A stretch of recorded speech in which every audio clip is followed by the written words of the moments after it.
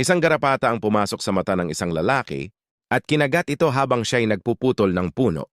Nataranta siya at sinubukang banlawan ito ng tubig, ngunit hindi nawawala ang iritasyon sa kanyang mata. Dahil sa sakit, nagtungo siya sa isang doktor ng mata kung saan natuklasan nila na kahit anong pilit mong ibalik ang dating kayo, wala ka nang magagawa sapagkat masaya na siya sa piling ng iba. Pagkat ikaw pa rin, sigaw ng puso.